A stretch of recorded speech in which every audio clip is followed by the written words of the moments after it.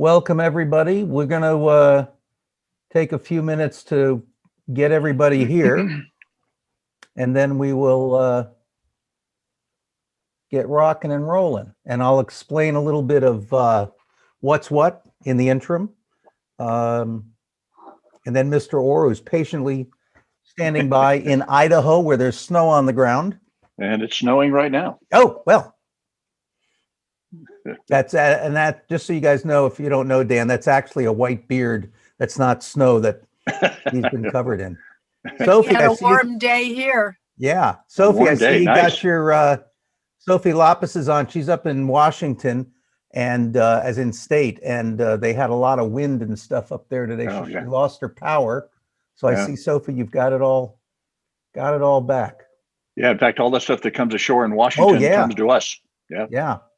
Yeah, we had 50-mile-an-hour winds here yesterday. Well, it's funny. Sophie sent me a note, and I think, Sophie, you left out one little character, because what it said was we had 4,050-mile-an-hour winds. Yeah, that's right. And I think she meant to say 40-50. I'm thinking, man, I hope it wasn't 4,000-mile-an-hour winds.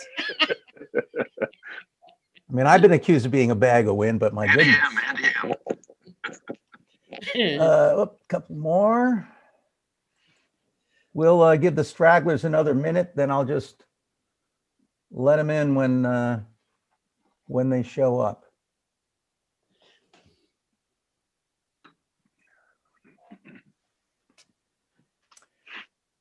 Da, da, da, da, da. Not bad, Dan. We have 41 so far. Nice, very nice. Yeah. And they looks like they're all real people, no less. Well, the funny thing no is, cardboard cutouts or anything. No. By the way, I told everybody, in case I have to step away, I have my my co-host here. This is for those you know, we got a Dodger Stadium cutout, so they sent it back to you. So that'll be, of course, it's a great way to lose. Well, you can't see what it turns out. It's a great way to lose weight. Yeah, just turn sideways. Let me keep admitting people.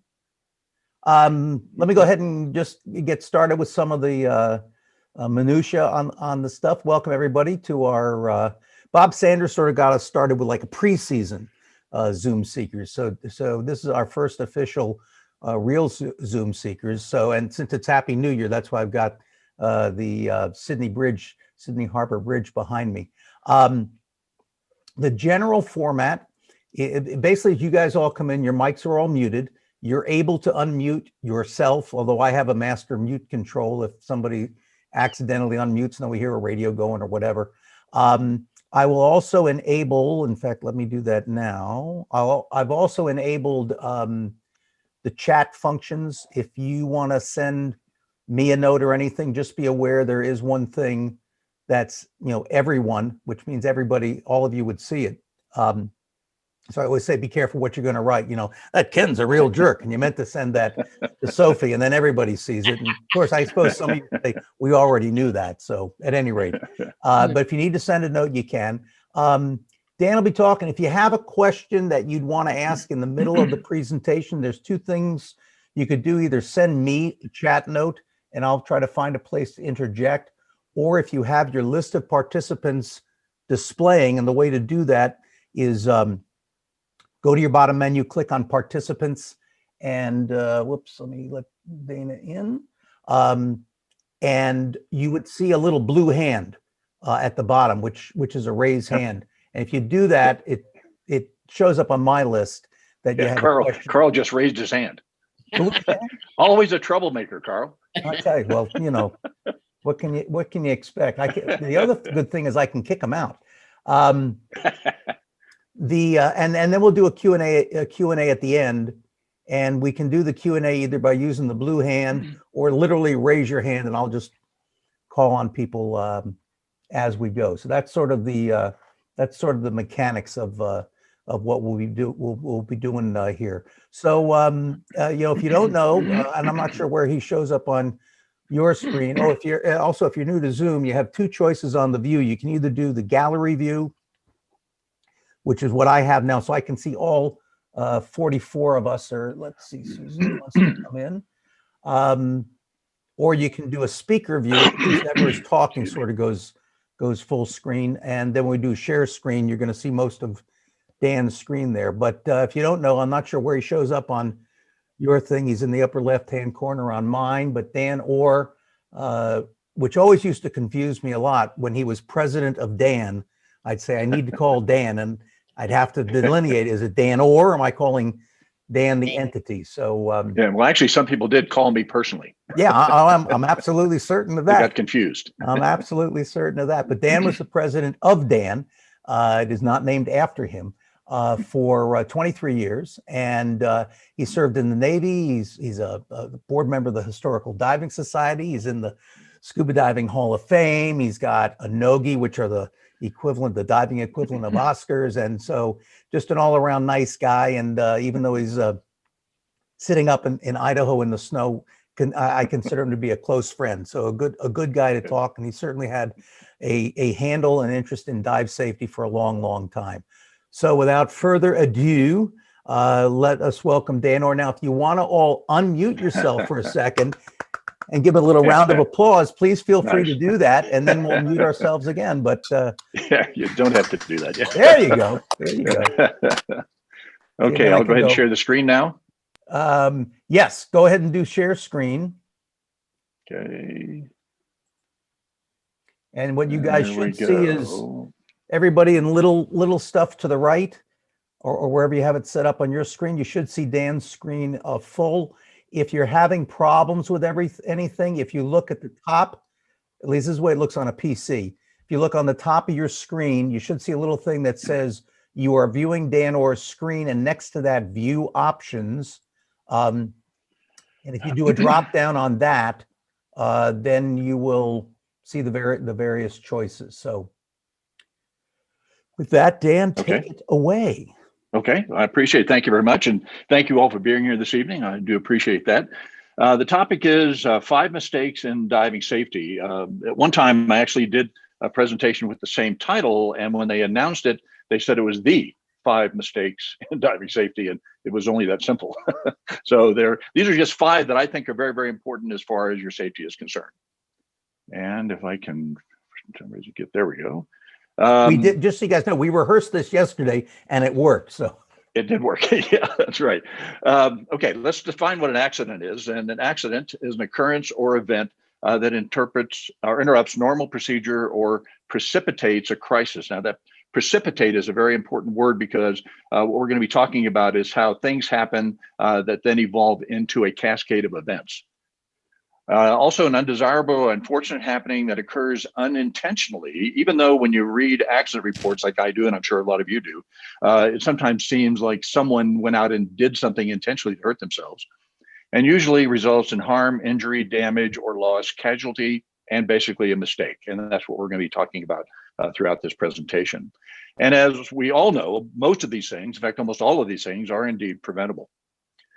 So scuba diving is inherently safe, and we'll be talking more about that too. But this photograph actually is a photograph that was taken in 2018 on a dive trip, believe it or not, that I was on to the Antarctic. And we were diving on a wreck called the Governor Norrin. And the Governor Norrin was a whaling ship that had caught fire in the early 1900s. And in order to save the whale oil and save the passengers and crew on board, they just rammed it into the shoreline so it didn't actually sink in deeper water. And it's actually a very interesting wreck. And the water temperature there is about 30 degrees Fahrenheit. So let's define safe. I mean, safe is defined as protected from or not exposed to danger or risk, not likely to be harmed, free from harm or risk. And in reality, is anything we do really, really safe?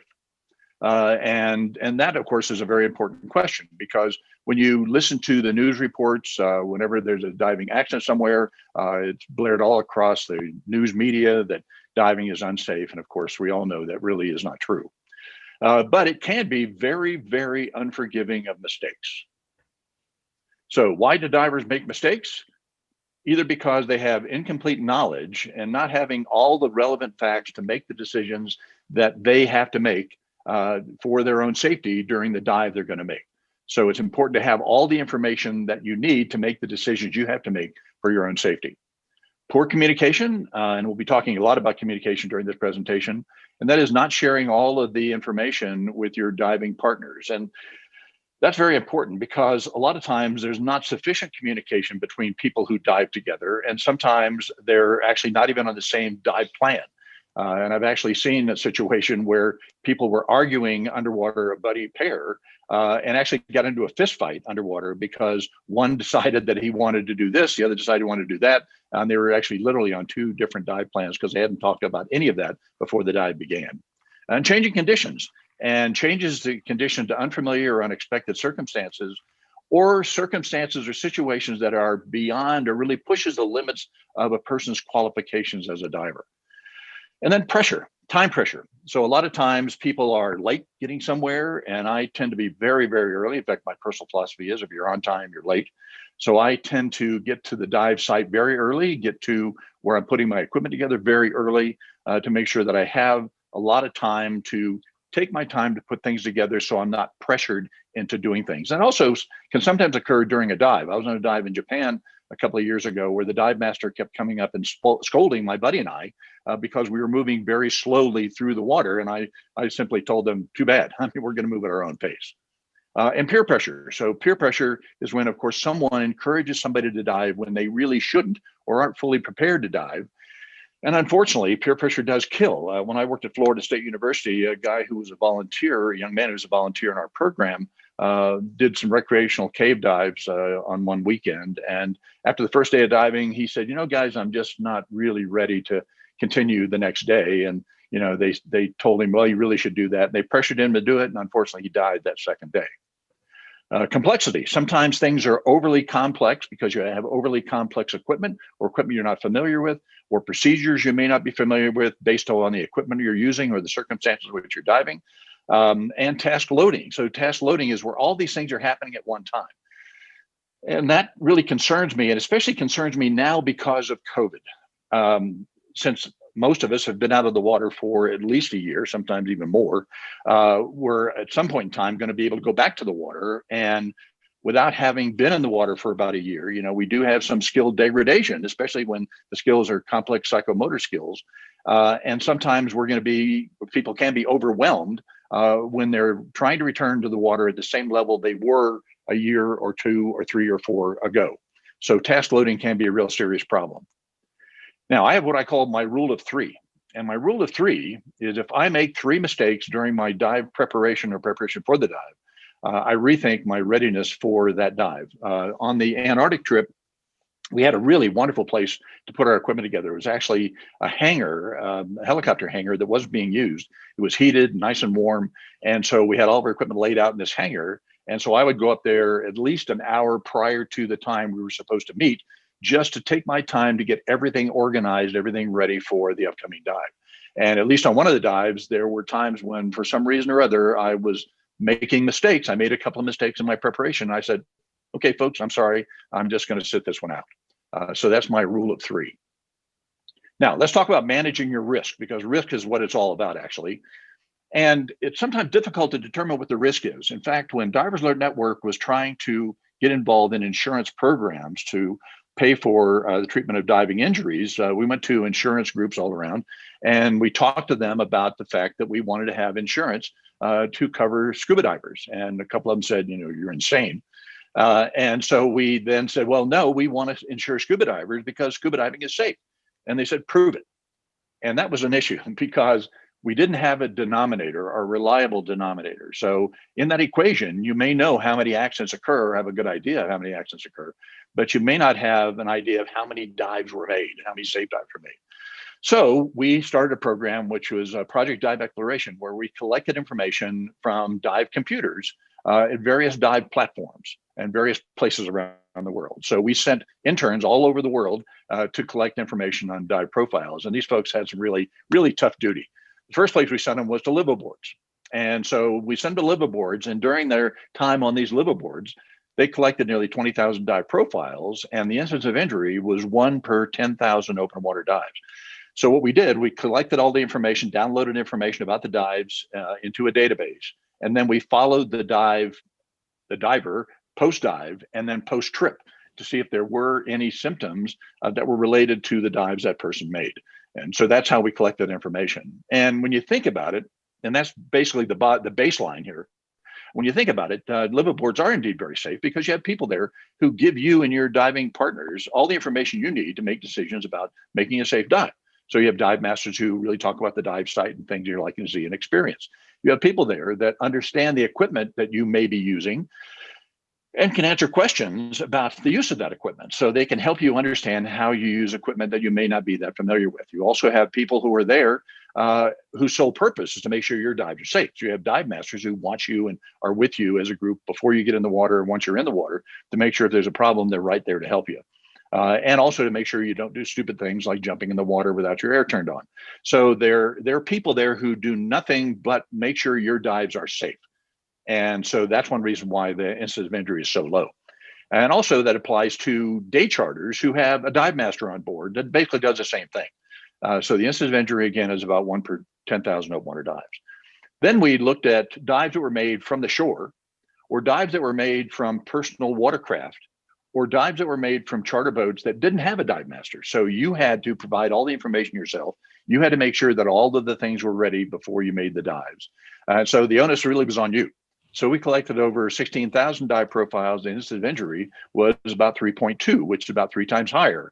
And of course, that makes some sense because of the fact that people do make mistakes. And therefore, you don't have all those people that are there just to make sure that you are doing safe dives. Then we looked at dive professionals, and these are folks who are dive masters, assistant instructors, instructors, people who are in a leadership role who are there to help you and to train you in diving. So we collected about 5,000 dive profiles, and the incidence of injury was about 10 times higher. And again, when you think about it, that makes some sense because you have instructors that are doing multiple ascents and descents, basically yo-yo diving, and you have people who are dive masters who may have to descend very quickly or ascend very quickly to help somebody who may be having a problem. And so the incidence of injury is about 10 times higher. And when you talk about these risks can be mitigated somewhat. For example, before I went to Dan, I was the Associate Dive Safety Officer at Florida State University, and myself and our staff were training divers, science divers, almost every single day. So we were out in the Gulf of Mexico doing dives with these folks. And so one thing we did to help mitigate these risks was to use nitrox with the air setting on our dive computer. And that allowed us to have a little bit of a safety factor. And I'll talk more about that as we go through this presentation. Okay, then we also looked at people who were doing some really aggressive diving, people diving in very cold water, people doing deep dives, people doing wreck dives, essentially almost like technical diving. Even this was really before the technical divers were actually prominent in the diving industry. But we collected about 5,000 dive profiles, and the incidence of injury was about 29 times higher than it was for liveaboards. And when you consider the fact that these were people who were doing exceptionally deep dives, some on air, and people who were actually collecting artifacts and doing physical labor underwater, it really kind of makes sense that the risk would be higher. But again, that risk can be mitigated like technical divers are doing now by using closed circuit rebreathers where they alter the gas mix, or in the case before they had closed circuit rebreathers prominent in diving, they were using alternative gas mixtures, heliox instead of oxygen and nitrogen. So there are a lot of things you can do to mitigate those risks. Now, let's talk about fatalities. In 2016, according to the DAN reports, there were 64 US and Canadians who were involved in a diving fatality and 169 worldwide. We think that's actually a reasonably good number, even though some of these may not have been reported to Divers Alert Network. Most of them were, we think, and so those numbers are probably pretty close to being correct. And in the latest DAN reports, they said that there's one fatality in every 211,864 dives or thereabouts. But diving is not the only thing you can do to get yourself in trouble. And let's talk about fatalities from other things. For example, there are 2 people on average who are killed by swans every year. I didn't realize swans were that dangerous. There are 24 people on average who are killed by flying champagne corks every year. About 40 people who are killed by falling vending machines in the United States alone. And when you think that may be kind of odd, I mean, you've probably seen people who put their money in the machine, the candy doesn't fall out, and so they grab the machine and start shaking it, and of course they end up being a statistic. 100 people died swallowing ballpoint pens. When you think about Bic pens, where you bite the cap off and keep it in your mouth while you're trying to write and swallow that cap, then you can, of course, choke on that. Falling coconuts kill about 150 people a year. About 292 people drown in their own cars every year. 850 people are killed by one of the most dangerous things in the world, toasters. And you may think that's kind of strange, but I've seen people at hotels that I've stayed at who the toast doesn't pop out and they stick a fork in there trying to retrieve the toast. And of course, they can be a statistic. And about 1,500 people are killed by accidental gunfire every year. So diving kind of falls in there between falling coconuts and drowning in their own cars. So statistically, it is not a very dangerous sport. So let's talk about the mistakes now, because that's the purpose of the presentation. So the first one we'll talk about is not practicing critical diving and emergency skills. And when you think about that, and you think about the diving skills, of course, we haven't been diving, most of us, in at least a year because of COVID. But if you also think about emergency skills, even when you were diving regularly, how many times did you practice some of those skills? So how many times, once you left the scuba course that you took, did you practice jettisoning your weights? How many times did you practice the exchange of air? I mean, physically practice it. So those are very critical skills and life-saving skills in some respects. And so those are things we're going to talk about here. So let's look at some of the information. And having worked at Divers Alert Network for 23 years, I looked at all the annual reports. I looked at all the accident reports. I looked especially at the fatalities. And this is some of the data from the fatality reports. So 39% of the fatalities were people who were certified for 1 year or less, which again, makes some sense because they're new into the sport. They don't have a lot of skills or experience to draw from in case something unexpected happens. 35% were certified for more than 10 years. And I can tell you that really doesn't mean a whole lot. It means a little bit more now because of COVID, people coming back to the sport, but it doesn't mean a whole lot. It simply means that somebody carried a certification card in their wallet or purse for 10 years or longer. And again, that doesn't mean a whole lot as far as their qualifications as a diver is concerned. And 88% of the people in the fatality database died on the first dive of their dive series. So if they were going to make 3 dives one day, the first dive was one that very dangerous. So in fact, when I was giving a similar presentation, I put up this number. Somebody said, well, the way to take care of that is simply skip that dive.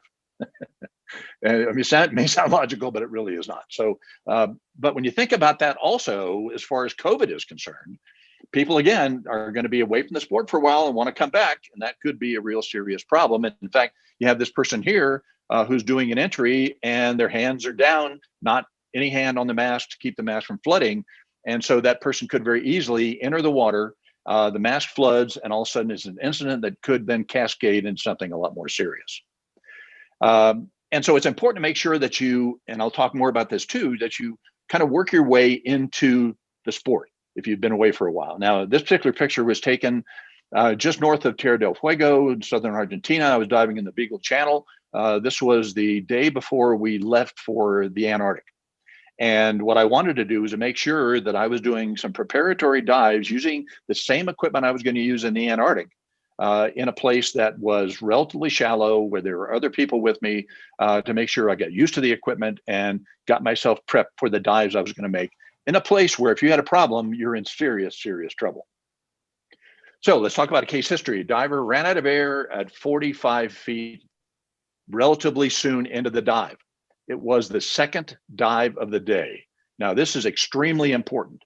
When I looked at an accident report and someone runs out of air in relatively shallow water, one of the first things I looked for was this the second dive of the day.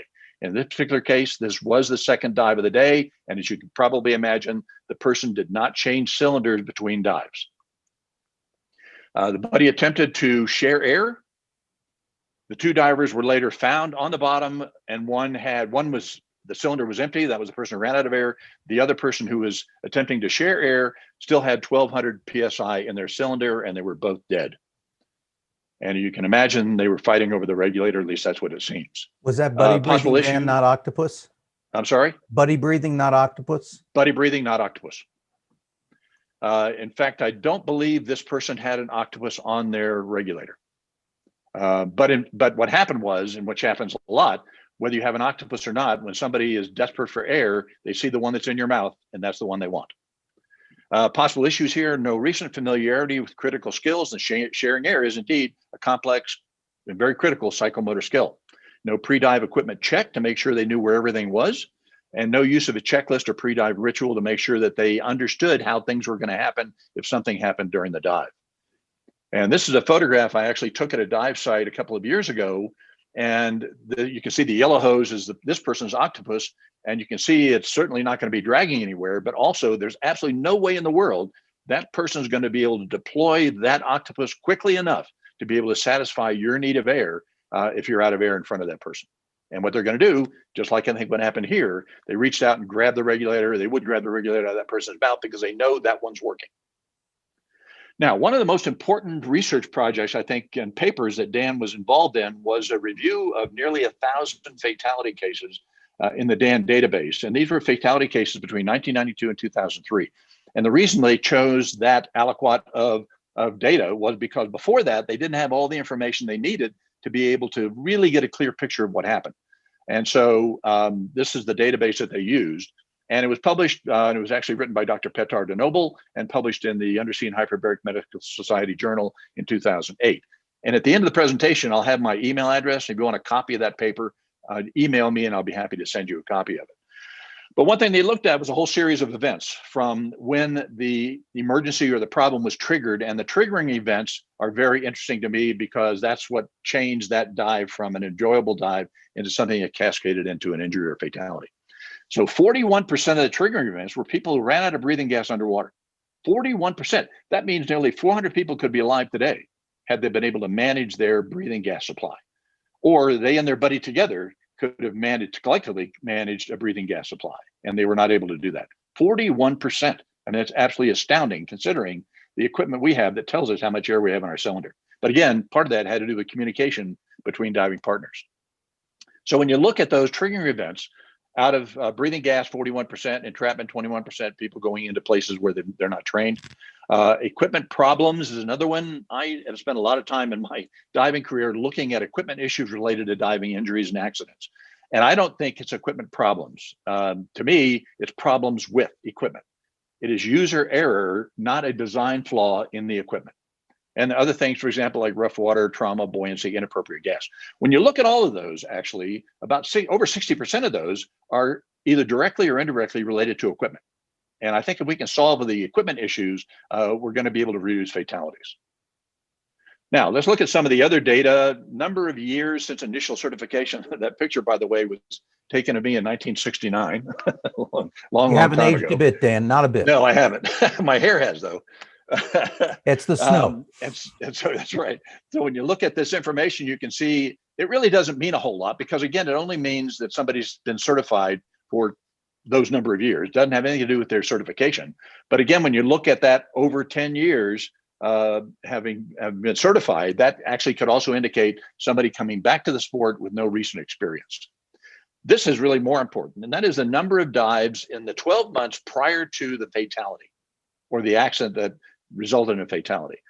So when you look at the information, so you can look here on the left-hand side, you'll see that those people who had less than 20 open water dives, they're very high peak there in the database, indicating that there are a lot of fatalities with people who had limited experience and limited skills and tools to be able to solve a problem. But you also had people on the right-hand side here, a group that had over 300 open water dives in the preceding 12 months prior to a fatality and still died during a dive.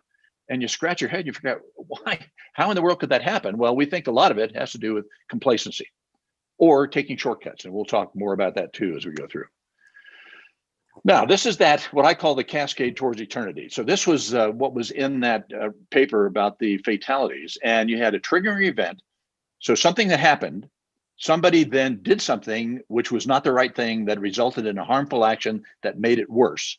And that harmful action then created an incapacitating injury that the person was not able to recover from, and then a cause of death. And generally speaking, cause of death, as Ken knows, is generally drowning because not a lot of physicians or people who do autopsies really know what to look for in a diving accident. So they're wet, they're dead, therefore they drown. So if you look at all this, the important thing here is that trigger. So and their triggers happen all the time. So if you think about any dive you made, there's always something that happens, and that's a trigger. And then you deal with it and you go on.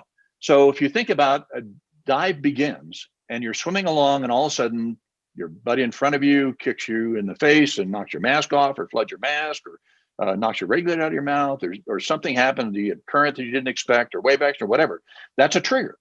And for those people that are very, very qualified and experienced and have recent experience, then they make the right decision and it never gets to that next step. So the trigger then just was a trigger and it resulted in you dealing with it and you went on. and continue the dive, no big deal. But for people who have less experience, who don't have the same tools or experience to draw from, that then cascades into the harmful action, and then all the way through, and then ultimately results in their death or possibly the death of someone else or both. So when a safe diver makes a mistake, and we all do, they have the skills and knowledge to keep it from ruining a perfectly good dive. And that's very important because we make mistakes all the time. Some are big, some are small. And generally, if you have all the skills and tools to be able to draw from, it's no big deal. You just continue the dive. Okay, now mistake number 2, not using a pre-dive checklist and a consistent pre-dive ritual.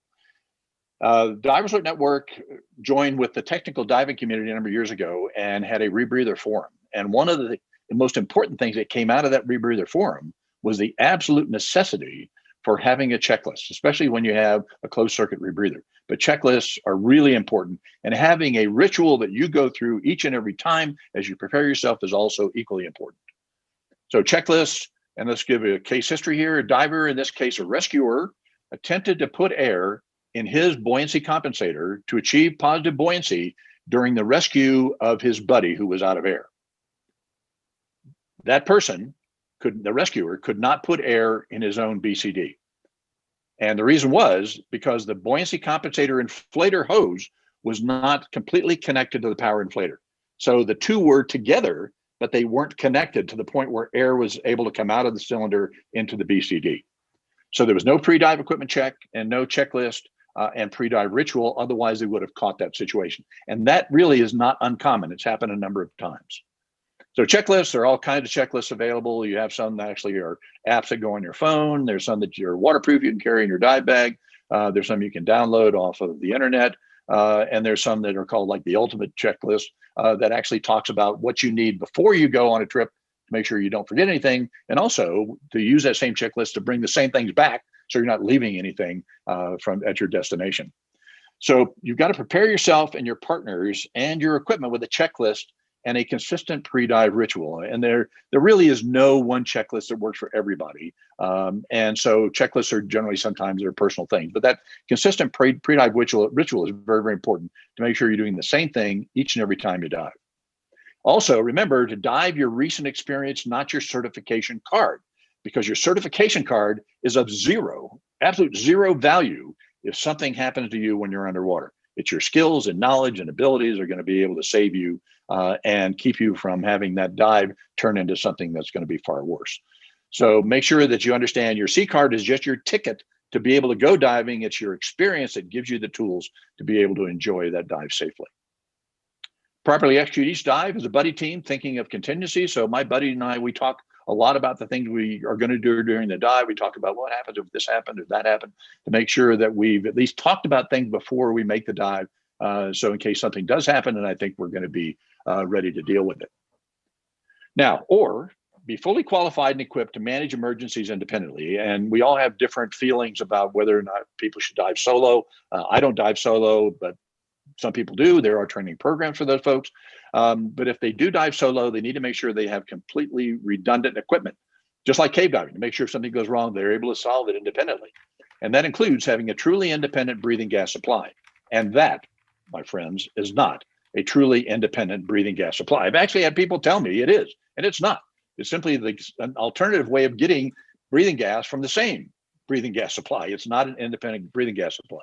These are truly independent breathing gas supplies, pony bottles and various configurations, even the spare air. But they are only short-term emergency breathing gas supplies. They are not used to continue the dive, even though I have seen people continue a dive trying to breathe from a spare air. So you need to make sure that these are short-term emergency breathing gas supplies only, and the dive is over, and that is to get you to the surface safely. Okay, mistake number 3. Not communicating effectively with your buddy or diving companions. And again, communication is very, very important, especially if you are like me. I do a lot of traveling, or had done pre-COVID, done a lot of traveling, and I don't always travel with my own dive buddy. So I have to develop a relationship when I'm on the dive boat or on this dive trip. And so it's important to talk about your dive buddy, find out what kind of experience your dive buddy has, and make sure that that person is compatible with you so you can enjoy the dive safely with that person. So our case history, out of air diver, sharing air attempted to jettison his integrated weights. So he had a buoyancy compensator with integrated weights. Unsuccessful because he didn't know how. So when he's sharing air, he's trying to get rid of his weights, doesn't know how to do it. And the reason is he'd never actually put weights in his BCD, nor had he ever taken weights out of his BCD, because this person only dived when they traveled, and it was always done by a dive master. So possible issues, no pre-dive communication with the buddy, because the buddy would have known, and the buddy didn't know how to do it either. So when the buddy would have known how to help drop those weights, no pre-dive equipment familiarization, which is something I always do to make sure I'm familiar with the equipment my buddy is using. I don't want to try to learn about it when an emergency is taking place. Or incomplete buddy equipment check, because had there been an equipment check, then they probably would have understood how to get rid of those weights, or possible limited quick release option. Now, to me, and this is just my bias, to me, quick release means one movement and the weights are gone. And as far as I know, there are very few, if any, integrated buoyancy compensators that have that ability. So that's one reason why I wear a weight belt, because I want to be able to get rid of those weights with one movement only. I don't want to have to go through a couple of movements to get rid of the weights. Now, granted, if you get rid of one weight pocket, then that should make you positively buoyant. But I do know of a case where there was so much weight in the other pocket, the diver was still negatively buoyant. Plus, that diver had weights hidden in a trim weight pouch on the back of the cylinder. So just because you get rid of one of those weight pockets doesn't mean you're going to be positively buoyant. So again, communication, you need to communicate with your diving partners throughout the dive, before the dive even starts and throughout the dive. So there's something called situational awareness. And that's important because you need to be aware of the things that go on around you during the dive so you can make the appropriate decisions. So that includes breathing gas supply. So that is your breathing gas supply and your partner's breathing gas supply. So you communicate, my partner and I communicate all through the dive. How much air do you have? How much breathing gas do you have? And then we also have a predetermined point where we're going to call the dive, where we turn around and go back to the entry and exit point.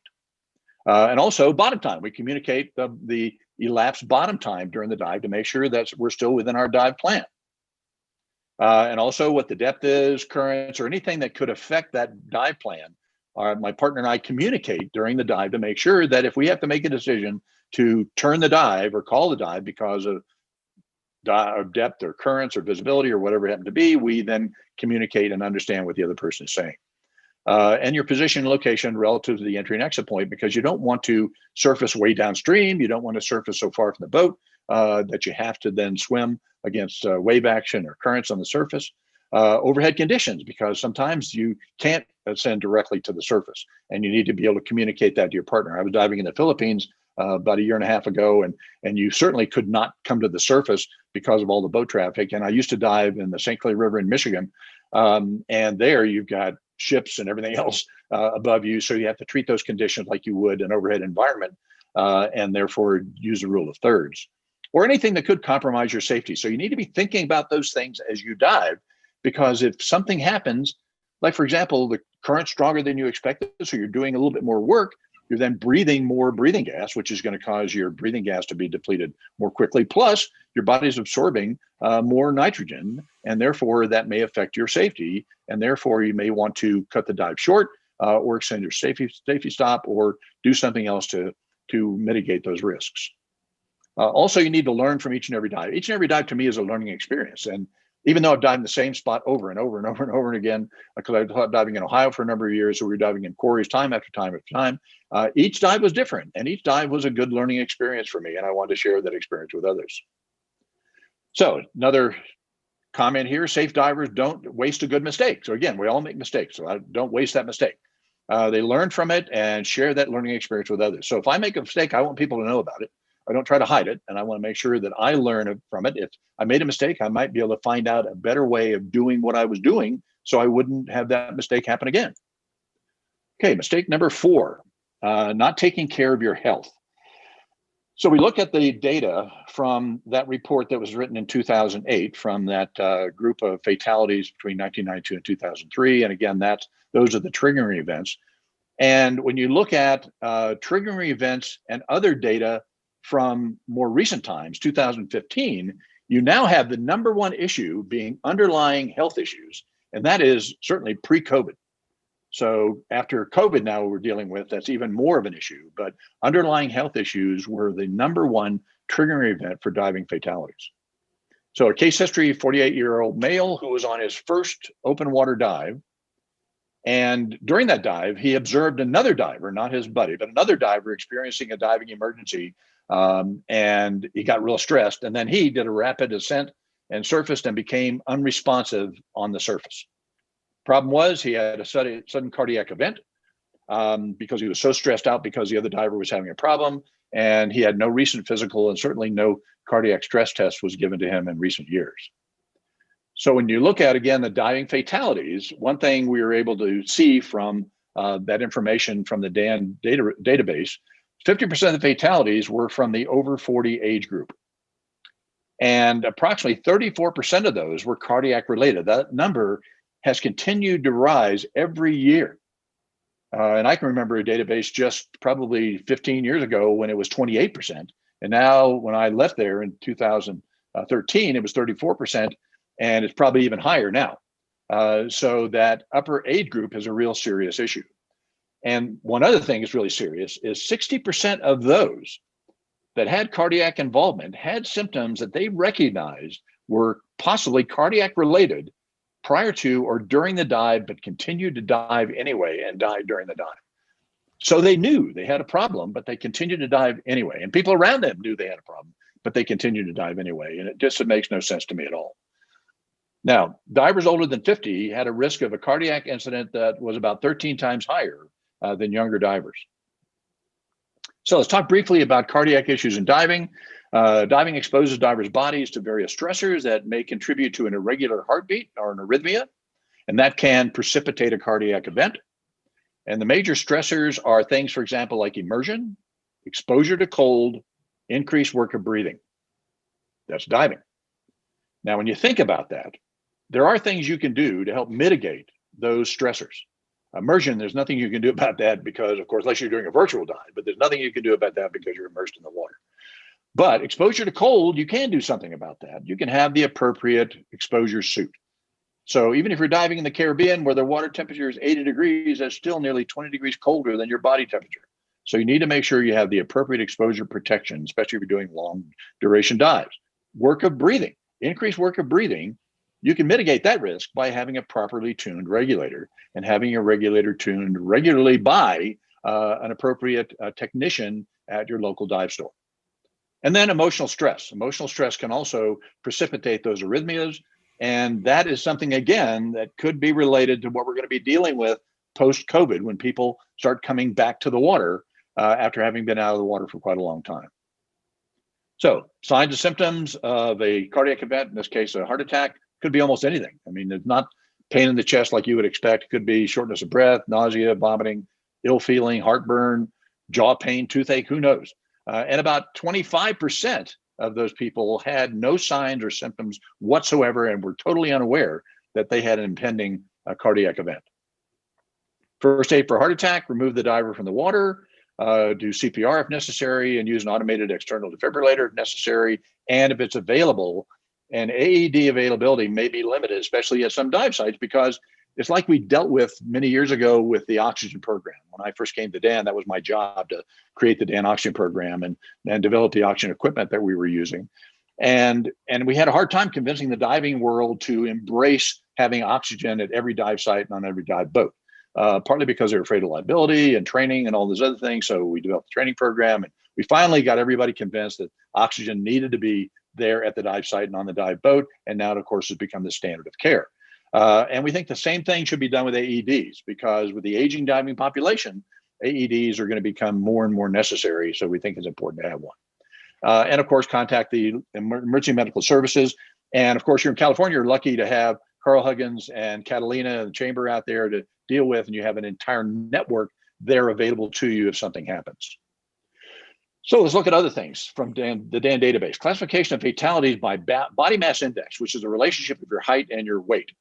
And you can see healthy people there on the, left-hand side have a body mass index of less than 25. And then you have overweight, obese, and morbidly obese all on the right-hand side, healthy groups on the left-hand side, all on the right-hand side that makes up the predominant number of fatalities. And that, of course, is a real serious issue. And body mass index of 30 or more, which means that according to this database, you're obese or morbidly obese. So a body mass index of 30 is a male with a waist size of 40 inches or a female with a waist size of 35 inches. Now, the reason I mention this is because there are places in the world right now that if you want to take a diver training program in a country, they're going to determine your body mass index. And if it's greater than 30, you have to have a physician's approval to take a diving course. That is not required right now for people who are traveling. But if some of these countries are doing it just to take a course, at some point in time, they may start requiring people to have their body mass index checked before they're allowed to dive. So I don't know if that's ever going to happen, but you never know. So I thought I'd bring it to your attention. And of course, now because COVID, we have that COVID-15, the 15 or 20 or 30 pounds you gained during being at quarantine can be a real serious problem. So we need to make sure that we are watching our weight. So some safety recommendations. Remember, any sudden changes in your health, whether they're mental or physical, you should seek the advice from a diving medical professional. And this should be a person that hopefully understands your life priorities, because there are medical professionals who would just simply say, sorry, you shouldn't dive anymore. So your family physician, your diving physician should understand how important diving is to you. It shouldn't go against good medical advice, but at least it's something that your physician should be aware of. And also, if you need to talk to a medical professional in diving, there are over 700 physicians in the DAN physician referral database. You can call the Divers Alert Network medical department, and they can give you, and there's no charge for that, give you the name of a physician in your area with almost any kind of specialty you're looking for that you can be referred to for advice as far as your diving medical information is concerned. Diving activities should match your level of fitness. And if you're going to be working out, it's always a good idea to use the same muscle groups that you'd be using in diving, as well as your mobility and strength, and your swimming and finning ability, because you just never know how the conditions are going to be from the beginning to the end of the dive. Safe divers should adhere to safe and conservative practices, dive within your limits and experience, and dive your recent experience again, not your seat card, as we talked about before. That experience is so important. Avoid diving conditions that may exceed your recent experience or abilities. Now, this photo was taken on a trip I went on to Socorro, a fantastic place to dive. We were seeing whale sharks and giant Pacific manta rays and everything else. And we had a storm that blew through one morning. And so my partner and I, actually was Tom Ingram from DEMA, he and I were diving together. We got up, we looked at the wave conditions, and we said, nope, not today. And even though both of us have thousands and thousands of dives, we felt we just were going to make the right decision and just not put ourselves in a situation that we felt could be a little bit more difficult.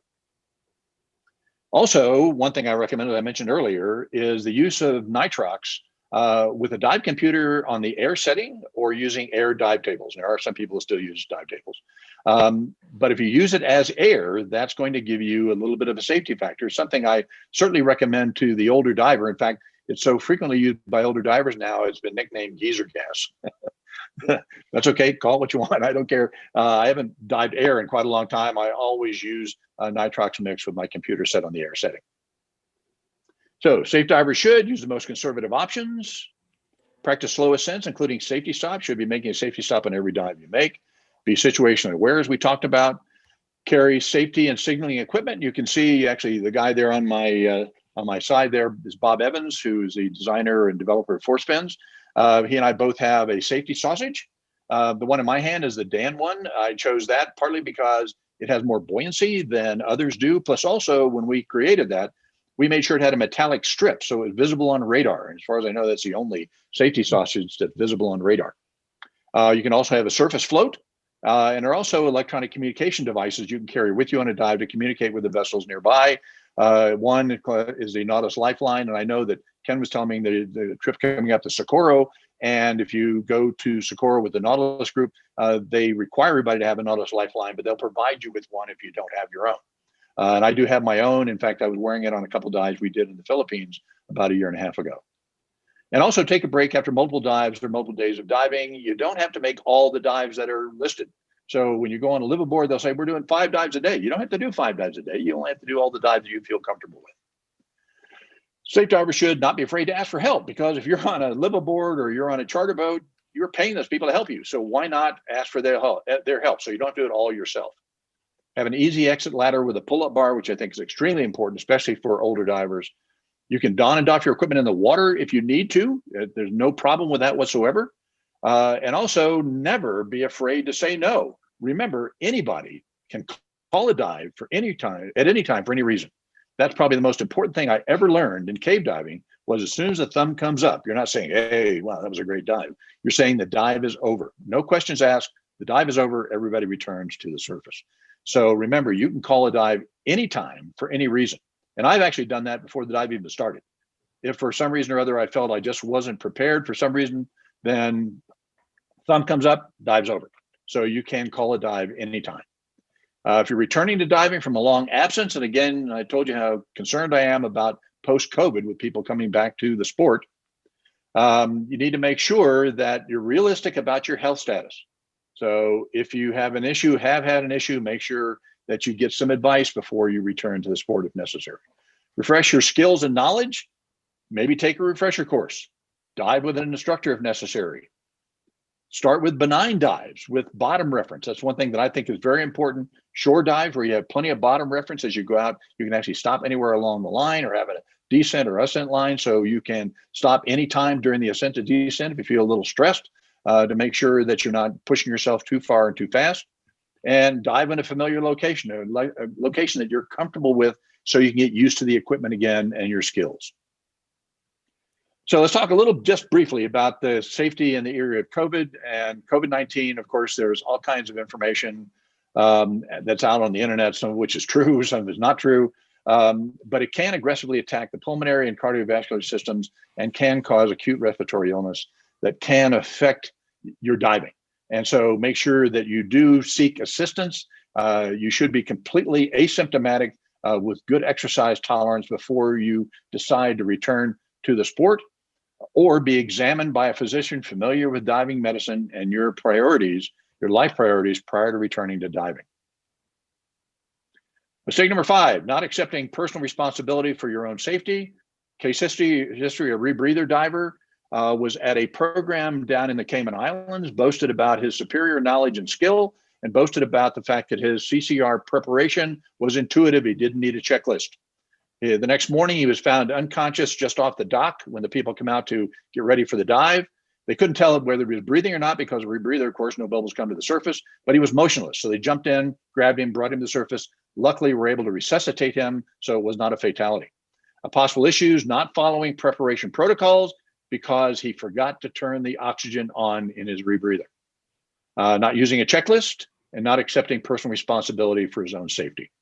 So why accidents occur? Poor decision-making, not taking personal responsibility for your own safety. And let's talk a little bit about responsibility. So let's define that. So it's the state or fact of being responsible, answerable, or accountable for something within your power to control or manage. And when you actually look at the term responsibility, it's a contraction of the words response and ability. So in other words, it's your ability to respond to circumstances. And of course, that's what diving is all about. Responsibility is our ability to respond appropriately at each decision point, and we have them whether they're conscious or unconscious as we dive. And our choices move us forward towards a successful and enjoyable and safe outcome. In other words, an enjoyable and safe dive, which is what we want anyway. So in 1987, there was a responsible diver program that was launched by the diving industry. The industry created it, and they called it the Responsible Diver Code.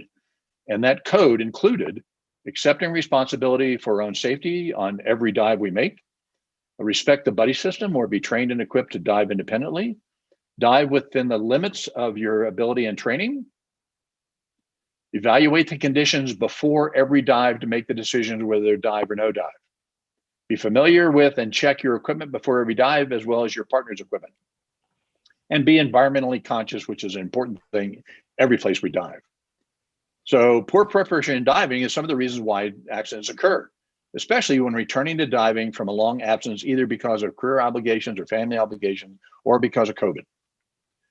And a culture that permits mistakes to go uncorrected because people don't want to interrupt somebody, intervene. They don't want to criticize somebody. They don't want to ask why somebody's doing it that way. And so sometimes these situations go uncorrected and result in an injury or fatality. And uncorrected bad and poor behavior and skills, and something that I actually learned recently, what's called the normalization of deviance.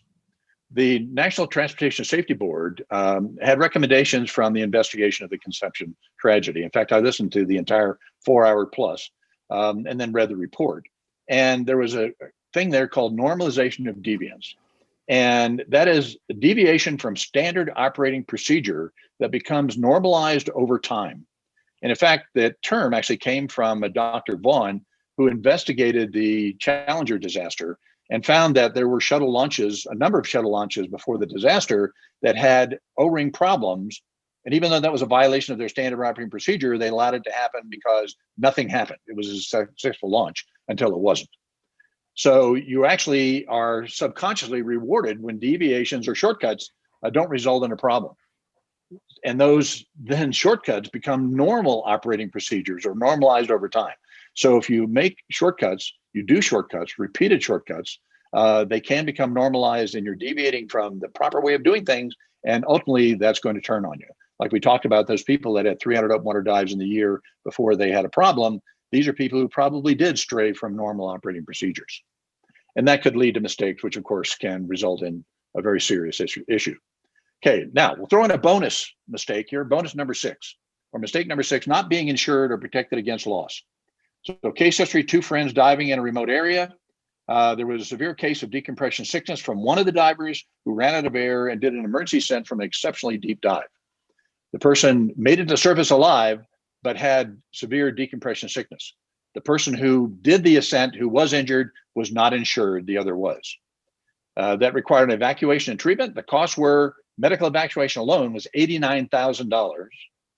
DCS treatment alone was $57,000. And the uninsured person had a total cost, their expense, of $146,000. So dive and travel insurance is very important. When you talk about diving accidents, the average cost for a decompression illness treatment in the United States is about $4,500 per treatment. But in remote areas, they can charge whatever they want. And there are places in the Caribbean that'll charge $20,000 to $30,000 per treatment. And you have no choice. You have to be treated. And of course, if you have insurance, the insurance company has to pay that. There are also non-diving accidents, and there are treatment facilities. You never know what you're going to see when you go to the country. In fact, we had, the Divers Alert Network had a member who was treated in a foreign country. She then sent us a letter saying that that treatment facility did not live up to third world standards. So I don't know exactly what it was, but it must have been pretty grim. And so again, you never know what you're going to experience when you go to some of these countries. And medical evacuation, you can have medical evacuation for diving and non-diving injuries because there are places around the world that simply don't have the facilities to treat some serious injuries. And about 60% of the medevacs that were done at Divers Alert Network were for non-diving injuries. And Divers Alert Network, of course, provides insurance. They've had insurance since 1983. And DAN membership also has the travel assist benefit, which is that emergency medical evacuation that'll handle diving injuries as well as non-diving injuries. And there's also DiveAssure that has diving accident insurance, plus a few other companies, and even some credit cards have at least some travel assistance, and some have some medical benefits as well. So you need to check with your credit cards. Diving equipment insurance is available. There is trip insurance available, especially when we start driving again and traveling again. But you need to make sure that you're always prepared to make sure that if something happens, you're going to make sure that you are covered. And some of that could be liability insurance. So don't travel anywhere, especially if you're going to remote locations without being fully prepared. And if you fail to plan, you are planning to fail. And that was from Benjamin Franklin. So again, if you're traveling, especially to remote locations, make sure you're fully prepared.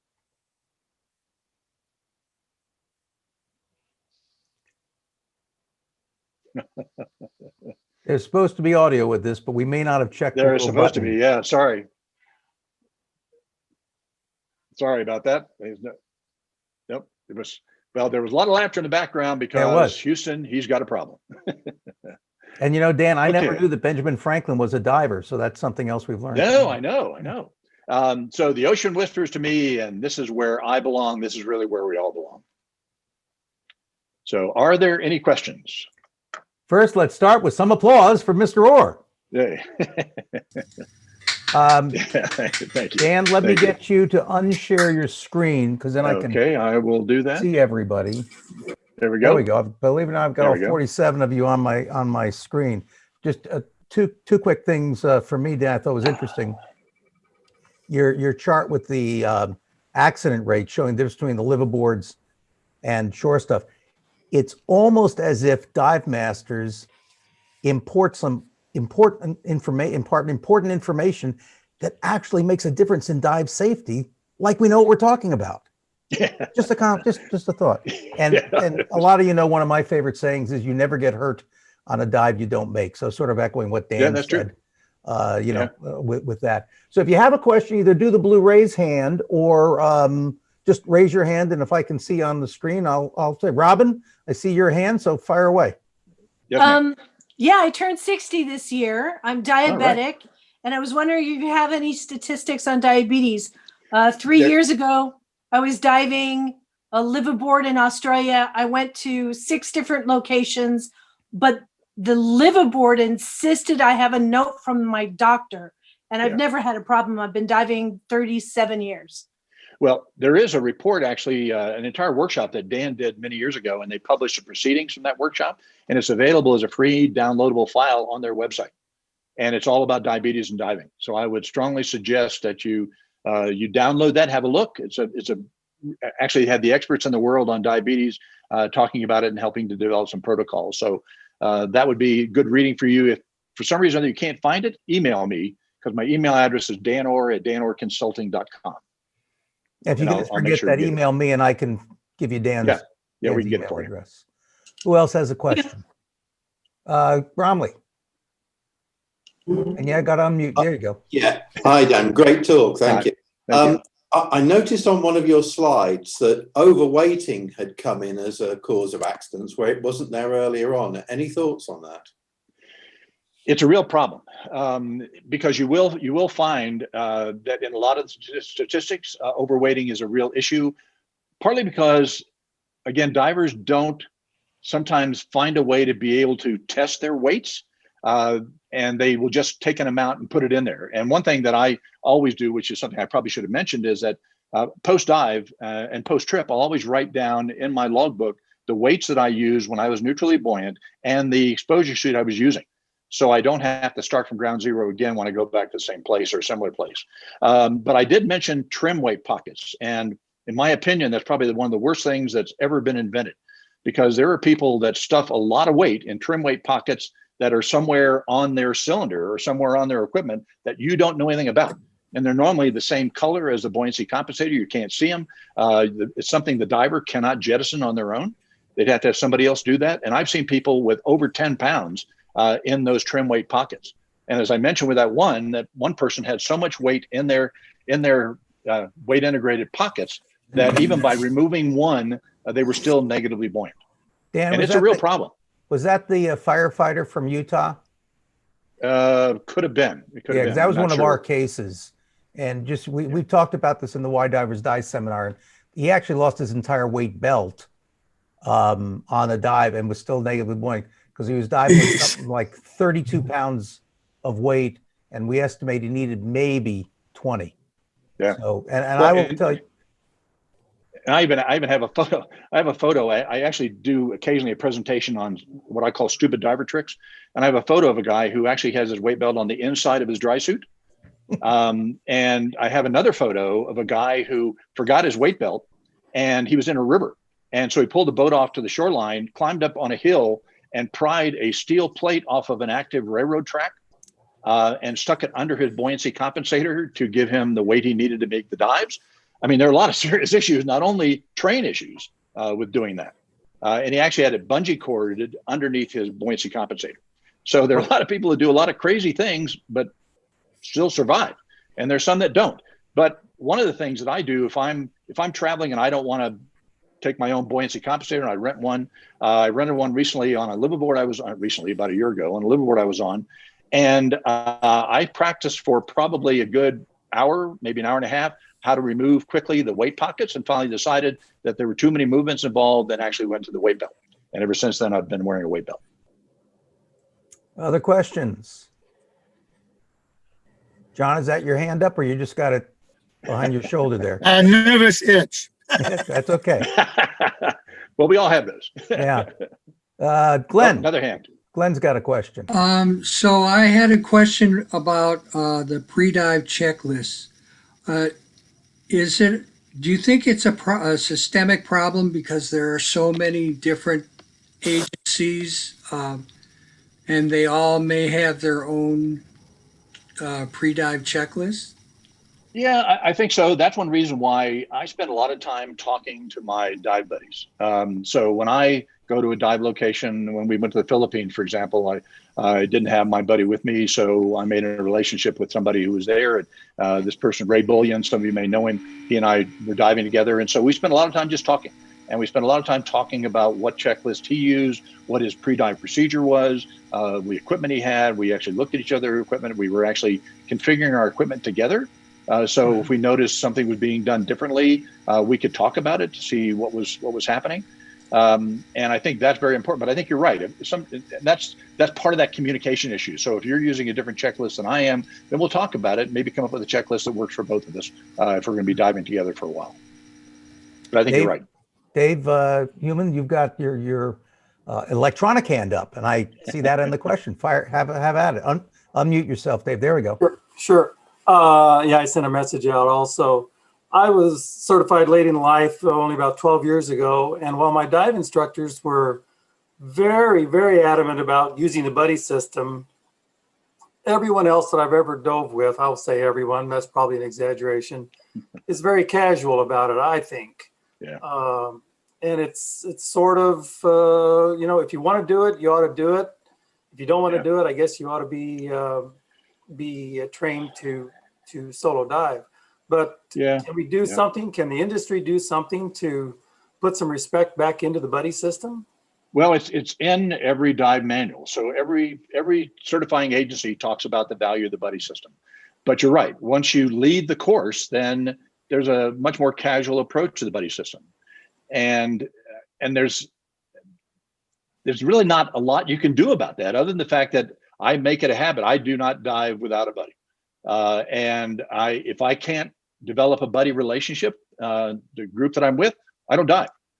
And or I'll try to find a way, maybe diving with the dive master or somebody. But sometimes I simply won't dive because I've not been able to have confidence in the people that are on that boat or that are at that dive site. And so it's something that you have to do yourself. I mean, you've got to decide if you're going to develop a buddy relationship and then have confidence in that person. And you really have to, because if something happens, you want to be able to have confidence and that person's going to be able to assist you if you need it. And it's a tough thing because especially when you go to resort areas and there are people traveling from all over the world that are coming there and they're just all over the place. Even on one of the trips I was on a liveaboard not too long, again, about a year or so ago, I was actually with a buddy. And as soon as and that buddy was a photographer. And as soon as we hit the water, it was essentially every man for himself. Because that person didn't want to share that photographic opportunity with anybody, even with me. And so that was the end of that buddy relationship, because I want to make sure that people who I'm buddying with are people who I want to have confidence in and are going to stay with me during the dive. And Dave, I would Or say I just don't dive. sometimes part of the problem is, especially if you get matched up with what's called an Insta buddy, people just go, okay, let's go dive, instead of sitting down and talking for a second and making some decisions in terms of, okay, what's your level of experience? What do you want to do? What don't you want to do? Blah, blah, blah. And, it's sort of like, the thing you put up, Dan, if you don't plan to fail, if you don't have a plan, you're bound to fail at it. Exactly. Well, and I do think it's really important when you go to a resort to make sure that if you haven't been diving in a while, to practice those skills. In fact, when we had courses for physicians, when I was at Divers World Network, we would go to a resort area and have these programs. And one thing I always wanted to do was either get everybody in the pool the first day, or at least do a very shallow, benign dive, maybe even from the shore if necessary, just to make sure everybody was comfortable. And I can remember actually going into the pool once, and we had probably a half a dozen of those physicians who refused to get in the pool. And that's fine. You just don't dive. And so I think people need to take it seriously, because if you haven't been in the water in a while, you do have skill degradation.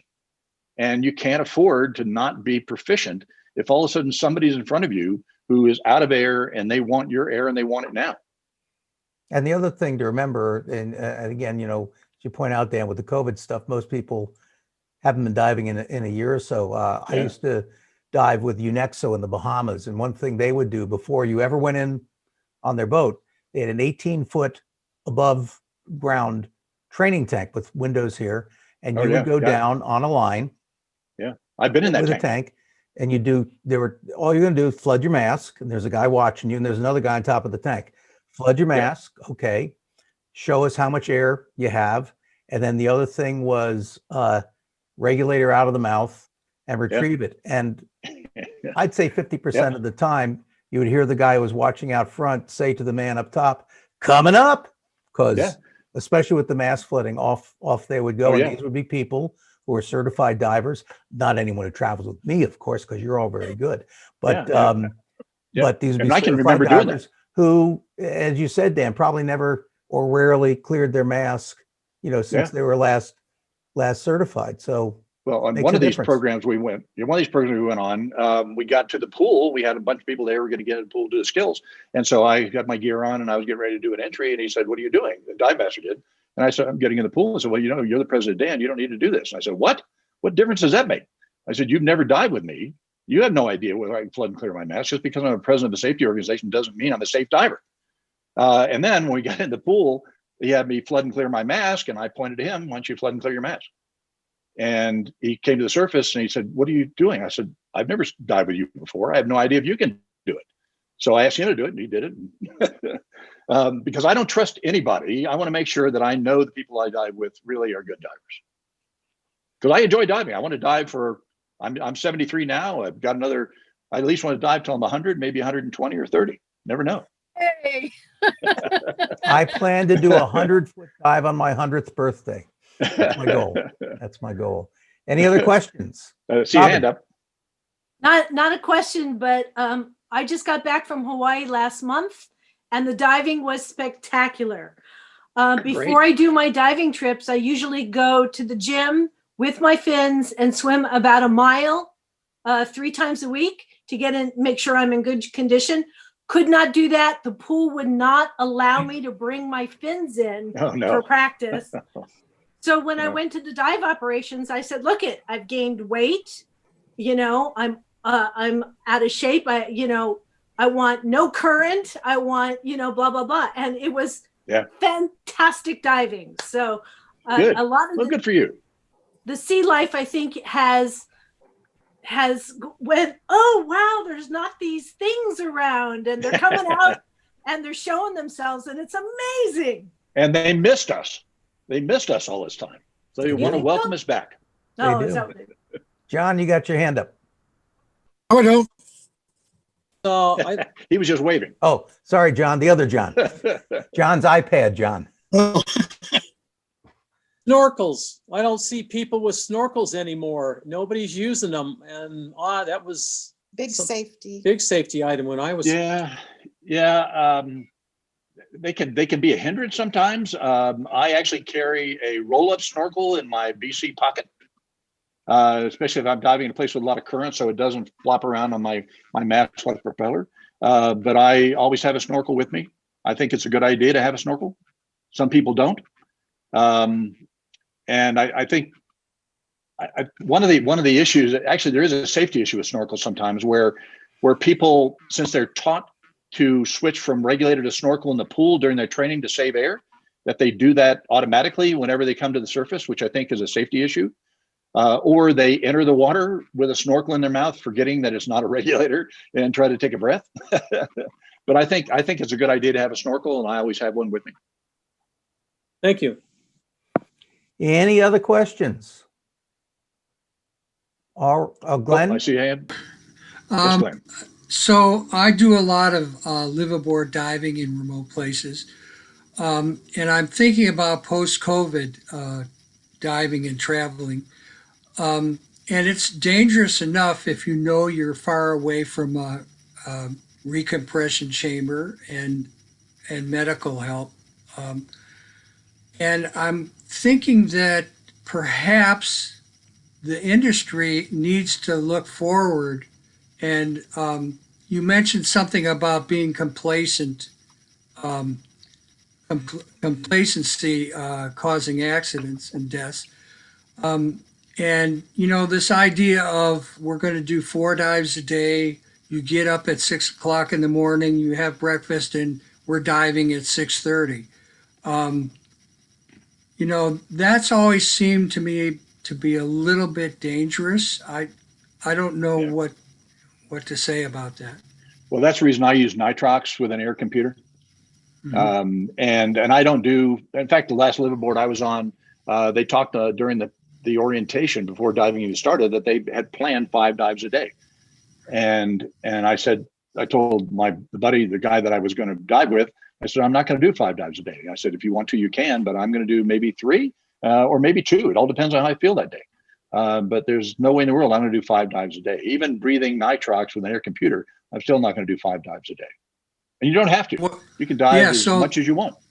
What about, the new, if you're not diving and your dive buddy is diving, or you have a new dive buddy, for instance, that's going to affect the whole dynamics of Yeah, it does. there are people on the skiff, everything else.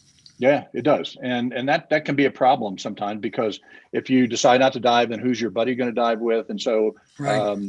that you have to kind of develop that comfort level with the person that you are going to dive with. And that's a responsibility you have to assume, and it's something that I take very seriously. So I will spend some time with all the people that I think I'm going to be diving with and learn all about them and make sure I'm comfortable with that person before I ever get in the water with them. But at some point too, Glenn, it's like, if it upsets the apple cart, that's not your problem. You shouldn't Yeah. And you can be always doing raise your something thumb, you're not dives over. comfortable doing. There's You can always call the dive. there was not one of my groups, thank God, but some people I know went to Palau, and there was one person in the group who didn't want to make the dive at Blue Corner. The conditions were a little rough, got goaded into it, and she died on the dive. So again, you Yeah. never get hurt on a dive you don't make. Peer pressure Yeah. will kill you. That's Yeah, what I'm that's for worried sure. about. And, Yeah. especially always simply with say going no. forward with COVID. Yeah, I mean, I've done a lot of boat rides where I was planning on diving and then decided not to, and I don't mind. I mean, if I say no and dive's over or the dive's not going to happen, then I just don't dive. I'd much rather No do means that than no. put myself in a situation that's going to be difficult. Other questions? Oh, I see a Dave, hand. another one. Yeah, I'll go for 2 here. I thought it was spot on, the part about consulting a dive medical professional as opposed to Yeah. just a regular medical professional. Yeah. I had a heart attack a couple years ago sometime during the trip to Little Cayman, and survived it well. And I mean, it was a tiny one, but had a triple bypass and came back. And my surgeon said, "You're free to do anything you want. You're in great shape. You just happen to have a little heart problem." Yeah. But if a surgeon says no, you can't dive, man, that's kind of the end of the line there. Yeah. And a lot of people be scared to even ask their doctor that question. Yeah. Just because they might say no. Yeah, and that happens. It happens frequently. In fact, many years ago, I had a problem with a sinus, and we had one of the top ENT docs at Duke. Actually, we were affiliated with Duke at the time, and he took care of it. And he said, "No more diving." And I said, "Now hold on." And he said, "No." He said, "I just don't think you should dive." And I said, "Well, why?" And he tried to explain it to me, and it was his policy. Just if you had a problem, just to simply say no diving. And that's one reason why I say it's always important to have maybe the people at Dan consult with your physician. And one of the things that we used to do there when I was there, people would call and we would have the Dan medics talk to that person's personal physician and give them information, give them literature, and explain the situation to them so they could really make a better informed decision. Or we would simply recommend that they see a physician through the referral program that's familiar with diving medicine. Because again, there are a lot of physicians out there that really are not familiar. Even at Duke, diving medicine was not taught in the Duke Medical School. And so that's one thing that Divers Alert Network and other medical groups are doing is training physicians to recognize issues in diving. Like Tabby, you've been to those before. So there are a lot of things that are very, very important that are taught to physicians that they don't learn in medical school. I mean, the other thing is, especially if you're over 50, get a dive medical every now and then. I'm a diver at the aquarium at the Pacific. I have to get a medical every single year to be recertified to dive there. So with a periodic cardiac stress test. yeah. Elaine? Yes, Elaine. 2019, I found out I was having a little bit of a breathing problem, and I went to a cardiologist. I went to a number of different physicians, and I ended up going to a cardiologist, and he did, the tests that needed to be done, and found out that I needed to have a stent put in. And I went to Tom Millington to get some advice, and he told me that I would, if I was going to get it done, that I'd have to be out of the water for 6 months. And I had a trip planned to the Maldives later in the year. And because I felt very comfortable going to a dive physician and getting all the information that I really needed to have. And, he checked everything out. He looked at my records, treadmill and everything else that I'd done. And I felt very confident consulting a dive physician. So good for you. That's the way to do it. Thank you. No question that I would, wouldn't hesitate to do it again. Yeah. Good for you. Thank you. Okay. Any other Any other- questions? Well, I don't see Okay. any hands, and I Well, don't see thank any you. electronic hands. Thank you all Other very than much. dance Really hands. appreciate it. And Happy New Year. And Yes. stay safe and healthy. Sophie, I see Thank your you. note. I'll call you in about 15 minutes or so. Remind you guys, next month, Jeff Pazanik will be speaking. Dan, you were talking about diving in Antarctica. The specific talk is diving in Antarctica, where Jeff's been a That's a couple good of lead-in. times. So that is on February 9th. Needless to say, you'll get reminders from me about it, but thank you all for joining us tonight. Thank you, Dan Orr. Thank you. And Thank we'll you. see Bye, you guys everybody. around the bend.